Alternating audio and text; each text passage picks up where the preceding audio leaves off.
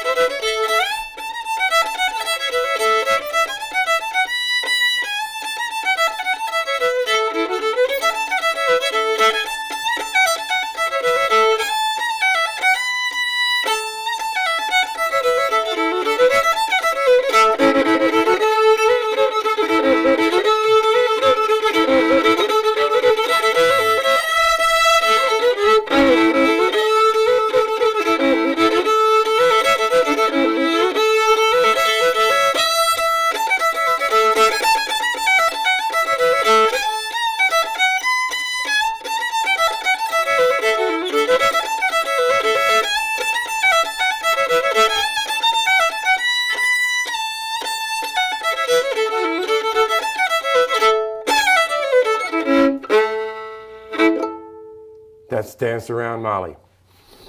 Now, that tune is it's actually a fairly new one to me, even though it's an old tune.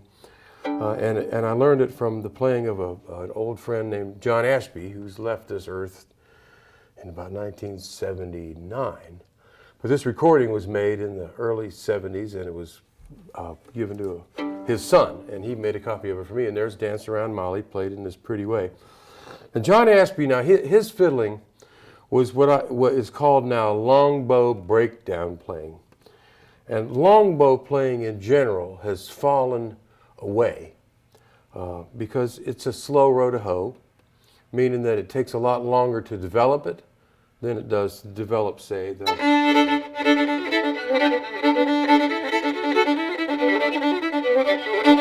real short stroke fiddling or rhythmical type fiddling, where you have like, you can get a lot of results pretty quickly, and nice results quickly if you go with string change tunes, because their very nature is rhythmical, and once you get a good string change going, you have it. But with longbow playing, I'd say if you started today, probably within 20 years, or by about 20 years from now, it will start to show that you've become a longbow player. And you'll notice it in that you want to double stop all the time. And playing double stops all the time, then you have to use a long bow or the fiddle just won't sound at all. But if you do use that full bow, you'll sound real big and full like fiddlers used to do before microphones. And that's where this style sort of ended and tapered off through the 1960s and 70s and 80s until it's just not around much anymore. And it seems kind of an arcane way to play when all you've got to do is touch a pedal and you can be louder than you'd ever reasonably be on a violin. So let me show you how this tune works. The tune itself is a pretty little melody that starts with its pickups going ta-da-ya-da-da-da-dum. So the pickup is tied into the melody.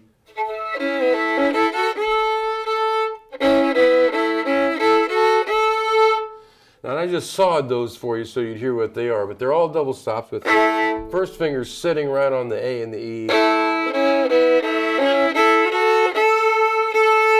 And when you get to the top of that little arpeggio, you plant your pinky on your D string playing an A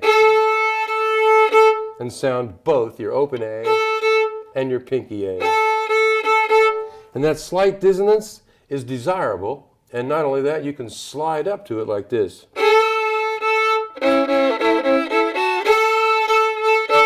Then when you got them both down, then you play on your A string and go. So that's all double stopped with the action being on your A while you hold your pinky down over here. So it's a little clumsy and it'll take you some work to get your fingers clear of the other string. But then you're all double stops.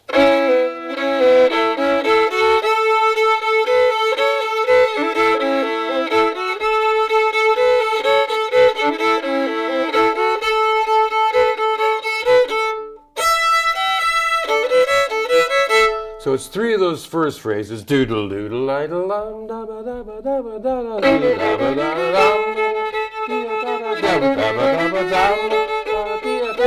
And in this one, plant your pinky right on that A string on an E, slide it up slightly so it's a little low and go.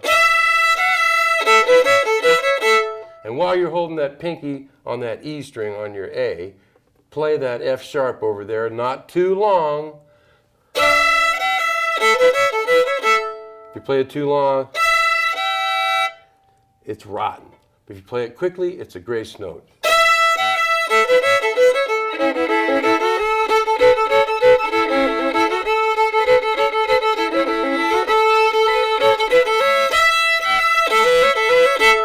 And that's what you get.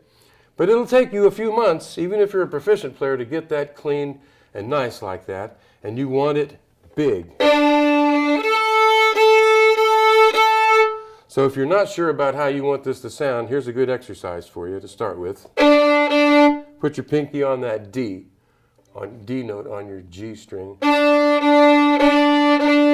Pull it back and give it a little. And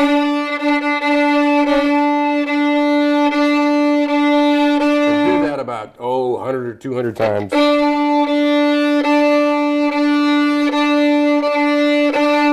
You want it to sound like a trumpet. You don't want it to sound like. Then when you're done with that a couple hundred times, move it over so you're playing an A. And then play your A and your A together.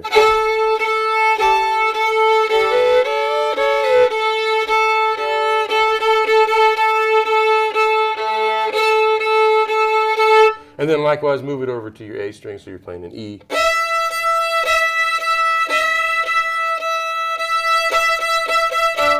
That will become a dominant part of your playing as a longbow player, is to have that pinky in action every time it can, even if it's just an eighth note. So you took a tune like, say, Texas Quick Step.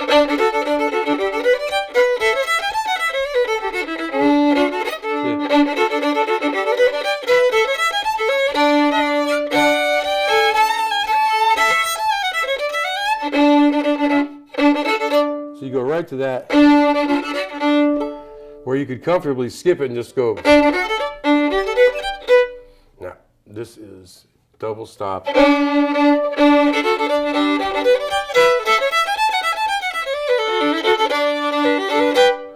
Anyway, there it is in that. Now here, let's do the second part. We've done the first part of Dance Around Molly, and you've heard one little phrase 3 times and one little phrase once, the finished phrase. Now the second phrase, the only double stop you get to use is your open A. So in that case, John would mostly play a very clean single string, unless the A happened to help out.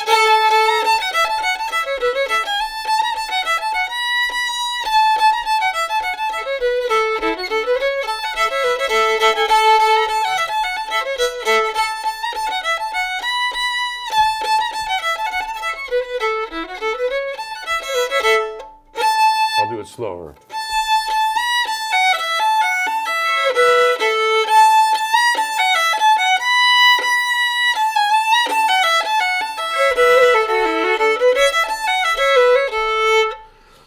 Some of you might have noticed that I seldom ever use the same bow passage twice.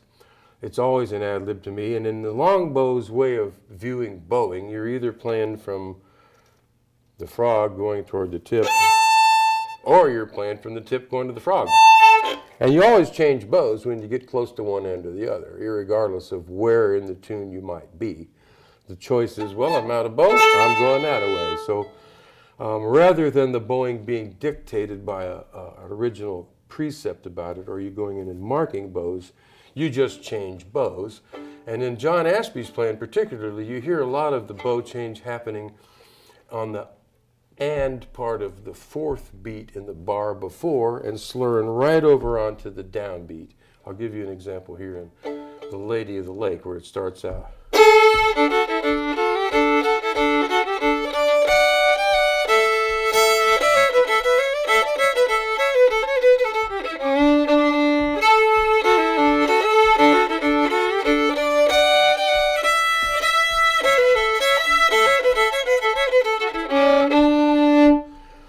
And most of those downbeats, they started a half a beat too soon. And technically they're wrong, and I've seen good musicologists try to write as though that were the downbeat and write illegible pieces of music with 2/4 bars and 3/4 bars, and not knowing that really the fiddler was just changing bow when the occasion happened, and that is because they were either here or here. So you had that. And right there I made 4 slurs that weren't exactly even, but they appear to look like there is a rhyme or a reason that you're actually sometimes going 1, 2, 3, 4, 2, 2, 3, 4, 1, 2, 3, 4, 3, 2, 3, 4, and occasionally you might, but it would just be a coincidence because that isn't what it's about. Here's a little exercise that Richard Irwin taught me, bless his soul, and it's a slurring exercise. It starts out with one note and you go, one bow, I mean.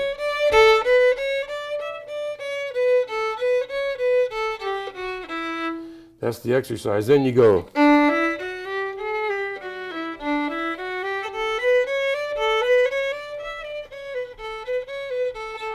And then 4.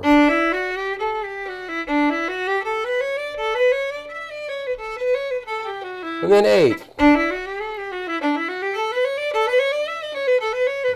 And then 16. And then 32. And then you keep going and you can get 64.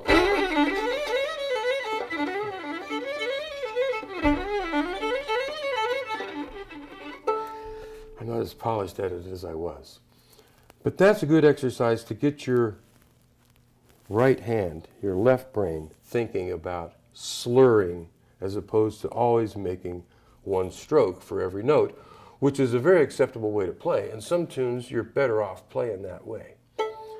But in the longbow way, you can play longer with more intensity, with prettier tone, and double stops the entire time. And in the day and the age, you were going to get the gig because everybody could hear you. Where the person who was playing single strokes at the tip would be very entertaining, but you couldn't hear them more than 10 feet away. So this was also a practical type of playing. And the reason I like it so well is because even though it was very practical, it's really very beautiful. At least I think so. And there's another longbow player that had a lot of influence on me, Buddy Thomas, who was a Kentucky fiddler, who also played beautifully. So he was Yasha Heifetz or any other great classical bower. And this little tune, I think I'll do Turkeys in the Pea Patch. So the first thing we're going to do is we're going to slur 2 quarter notes and then play a half note bow, and it just goes.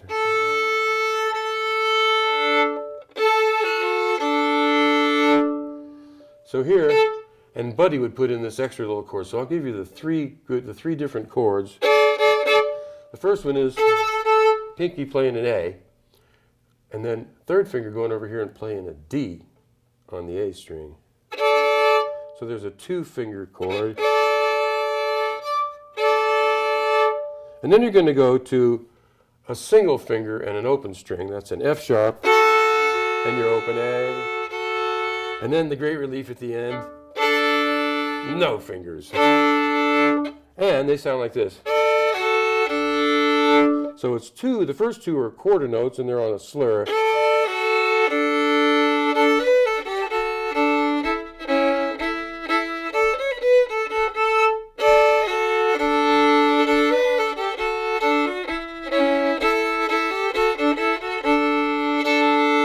And that open 2 strings is a real big part of this tune. We're in D major here, and that's just as pretty a D chord as you ever want to hear. So I'll leave that out for a second so you can hear this, just the melody without the chords.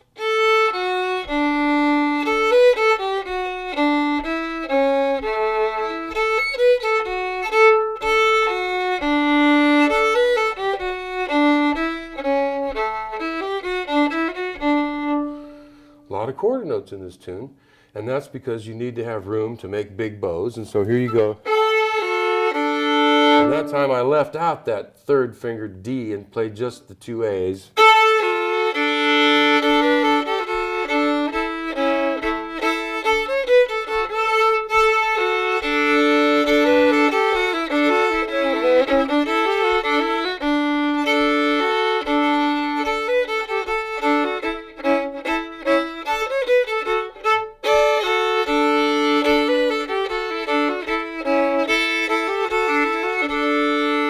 And here, pretty much a simple, solid.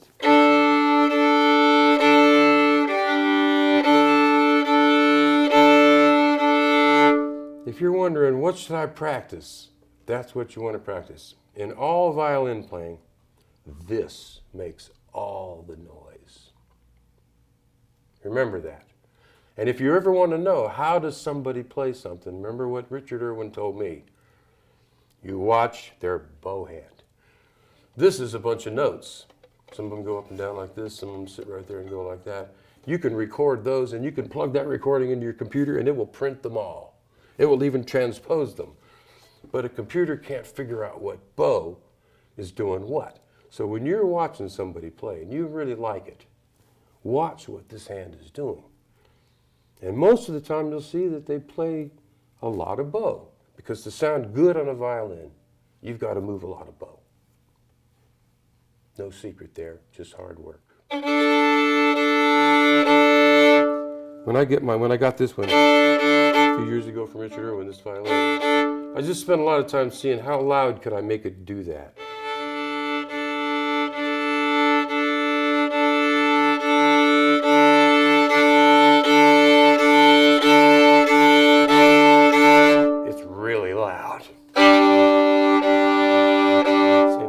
Out of tune.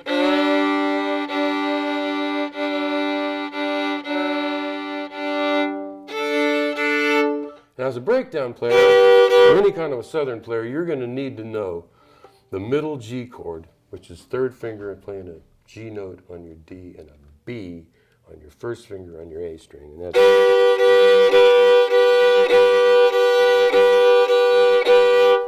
I'd say practice that chord for an hour every day for the next year, just about like that.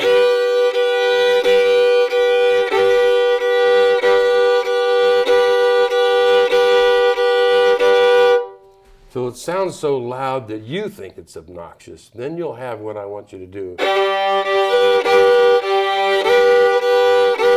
So if you're playing a tune like Red Apple Rag in G, or Jaybird Died of the Whooping Cough, where you're really reliant on that,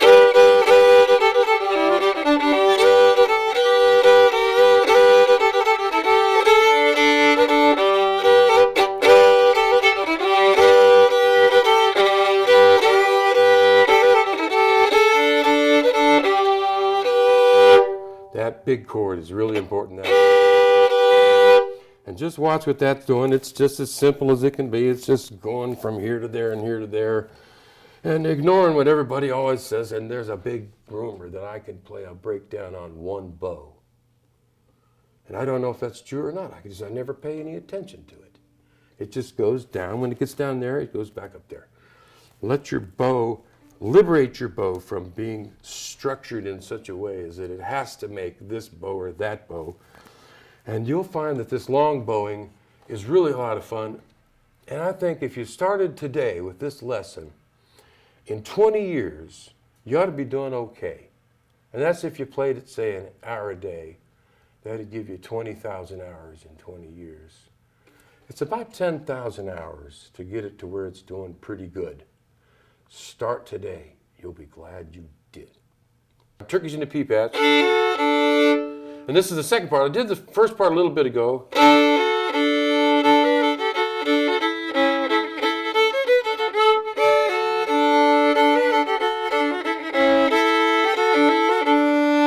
The second part is a simpler tune, and it's got a little bit more eighth notes in it.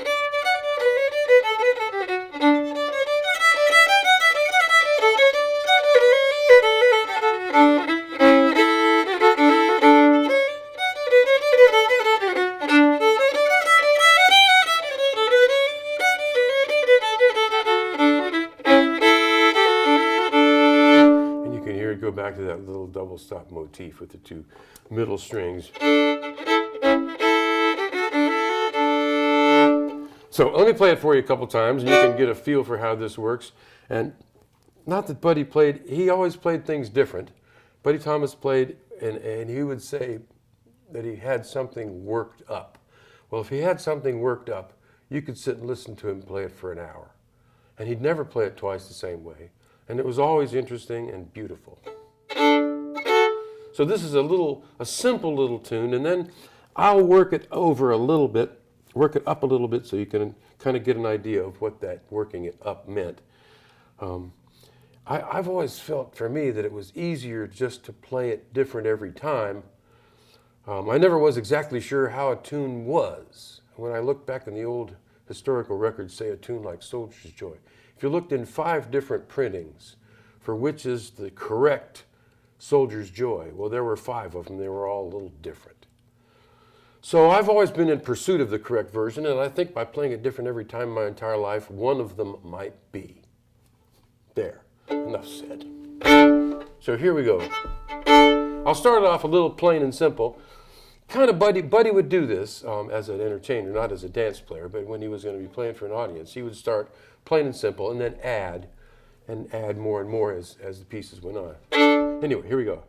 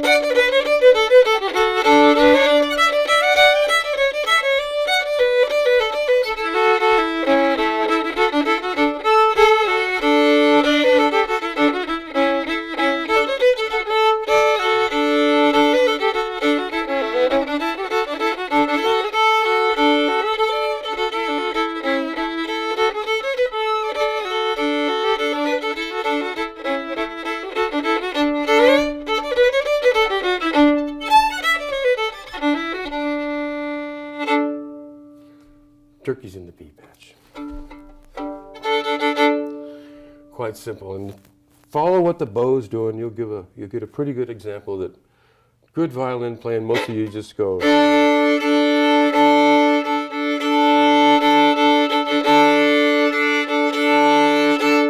Kind of looks like that from just from the bow point of view. But I love that little tune, and I just think it's as sweet a little tune as you could find. That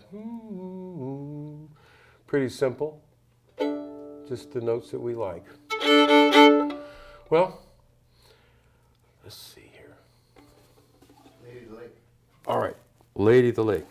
This is another of a pretty common old-time tune, but one I learned directly from the playing of John Ashby.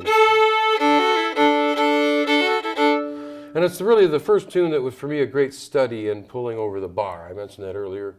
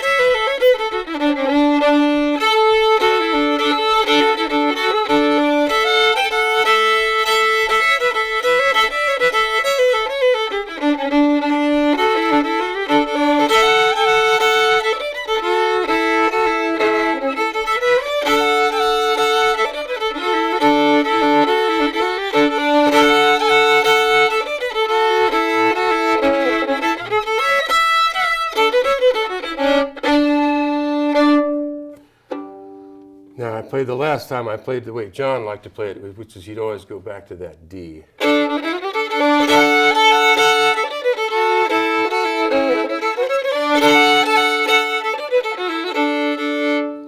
He was a firm believer in, if you weren't sure what the chord was, then just play a D.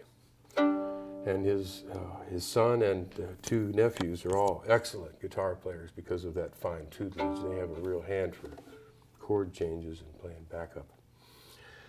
If you're ever down my way, come with me and we'll go out to Ronnie Poe's. Ronnie left us about a year ago, but there's still a session on Thursday nights at his house, and we play Free State style breakdowns, which is you play the fiddle or you play straight ahead. You play straight ahead until you're done. Everybody else plays straight ahead until we're done. There's some bluegrass there too, and that's different. But the tempos generally are not hurried. Breakdown playing in the John Ashby style, in that region of Virginia, from the 20s and probably even from the 1880s right through, but particularly it revived in the 20s, there was a style of dancing called Paul Jones dancing. And Paul Jones comes from our Americans, you know, being mostly liberal-minded people and egalitarian, preferred this type of dance as opposed to the collar type dance, which has gotten popular now. But in the Paul Jones dance, a person in the band, usually the bass player, blew a whistle after the music had started. It might be a breakdown like we just heard, like Lady of the Lake, and at a moderate tempo. And people would get a partner, come on out on the floor, gentlemen would put the lady on their right, and they'd start circling left in one great big ring. Then somebody blow the whistle again.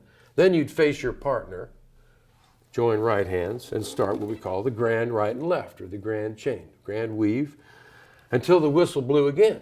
And when the whistle blew the third time, whoever that person in front of you was, why, you'd dance with them.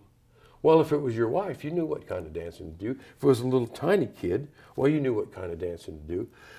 And you just did whatever kind of dancing came to you at the time with that person. And so a dance of this nature tended to be a huge variety. When I saw them in the 70s and 80s, the people who were my parents' age were still doing jitterbug.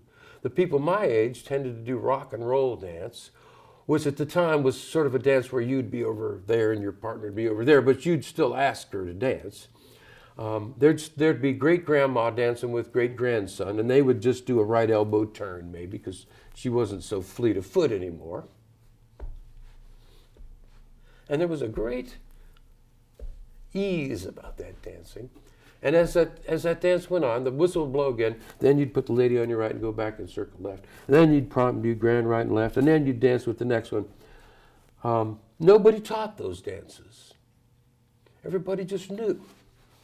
They would do 2 or 3 Paul Joneses, and people would come up to John, the fiddler, and say, "Hey, John, are you going to play that flop-eared mule tonight?" Yep, he'd play the flop-eared mule. He'd come up and ask for fiddle tunes by name. Now that's something that's gone. People don't know the names of them anymore. It's because of people like George Wall Marchington. You've heard of him, haven't you? The father of Walmart. I'm going to play you one more tune and I'm going to quit yakking.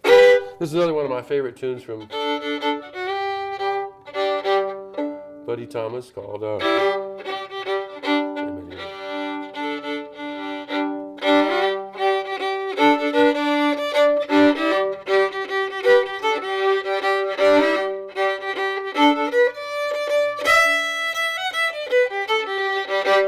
Feed My Horse Corn and Hay.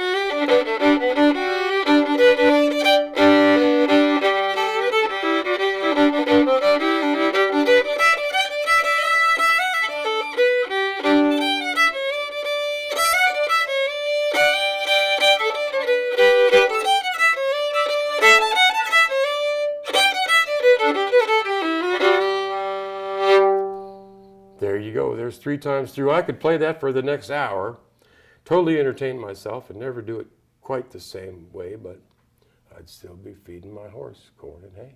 I was watching myself play in a mirror. I was playing in a hall that had mirrors right over there, you know. It's kind of annoying. You kind of be watching this guy playing back asswards. He's playing like this all day long, just as good as you're playing like this. And I realized that I mostly played like this.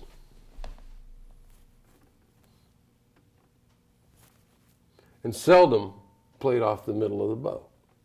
Rodney Miller, for instance, is the middle of the bow player. He starts and plays hard off the middle of the bow. But I mostly was playing the whole bow with the occasional short stroke here, a short stroke there, but not much in the middle. Mostly it was just going along, and I thought, well, man, I had just seen a YouTube of Jascha Heifetz for the first time. He was actually in a movie back in the 30s. And I said, man, this is what Heifetz does. It just goes like this the whole time, just pretty much. Different tunes altogether now, but I was real pleased with it, and then thought about what I was doing and realized that, the rumors were true. that I could pretty much play a single tune on one bow. And it comes out all right that way, and it doesn't even bother me, although it was not something as a pursuit that I ever did. But intonation in itself has always been part of what I wanted. And Richard Irwin was the instigator of that. He believed strongly that every note had to sound good, no matter how small. It had to sound just as good as the big ones. So I've always gone over and over back through phrases to make sure they did sound good. Or if it didn't sound good, why? What about, maybe I was playing a note that wasn't in the piece, and sometimes that's true even now. Or sometimes I'll play a note that's not written on there, that's the one that needed to be written there. We've got one of our tunes that are in this concert series. We're all looking right at an F sharp and we're all playing a G. In fact, we were told to do that because it's easier than trying to fix all those copies, you know. So I've never believed too much in what was written down, and that's kind of crept over into other things. And as a player, when I felt like I really started sounding good was around 1980. I'd already been playing full time for a number of years. But I started an orchestra in those days called the Capitol Quicksteps Quadrille Orchestra. And I fancied that in this orchestra we needed 2 violinists who could read all that stuff that I really could probably learn to read but didn't have the time to or interest in. And 2 fiddlers, myself and another fella or another girl, who were the 2 fiddlers who could play all this stuff by ear really good, jigs and reels and polkas and breakdowns and stuff. So that was why I hired Richard Irwin, my teacher from 11 years before, to be in that band. And that probably was the single biggest thing for me as a player to, at that point, hire a person who was my own teacher. And I also realized that it was going to be good for me because he'd be there and I could watch him and learn more from him about how to do things. And he also took that as an indication that I was also interested in continuing coaching from him, which he did all those years. We worked hard in the box double. I never played it in public, but we used to work on it. You know, we'd have a gig somewhere up in Cape May, New Jersey or somewhere. We were out to Cincinnati one year and we spent some time. We'd spend a couple hours working on the box double, which is a pretty standard piece for any young violinist. It's a really fine piece.